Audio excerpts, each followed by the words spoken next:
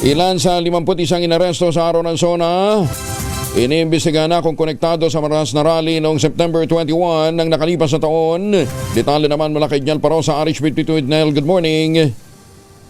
Kuya Angel, sinisilip ng pulisyang posibilidad na ugnayan ng ilan sa 51 individual na inaresto sa kasagsagan ng protesto sa Quezon City kahapon sa mga sangkot naman sa kaguluhan noong September 21, 2025 rally.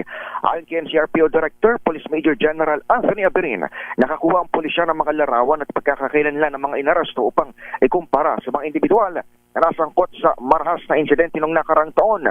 Isa sa mga detalyeng sinusuri ng pulisya ay ang pagkakapareho ng kasuotan ng ilang mga inaresto, kabilang na ang itim na damit at pagtatakip ng mukha gamit ang balaklava. Hinuli ng QCPD ang karamihan sa umano'y miyembro ng Vandals United dahil sa pag-spray paint sa pader ng isang electric distribution utility company kasabay ng araw ng SONA ni Pangulong Bongbong Marcos. Pakinggan natin si General Aberin. Sa tinitignan natin yun, the mere fact na nakuha po natin yung identity at saka mga mukha nila, i-compare po natin yung mga personalidad po na nag-create po ng kaguluhan noong September 21, 2025. 38 sa mga inaresto kahapon ay alot habang 13 naman ay mga menor de edad.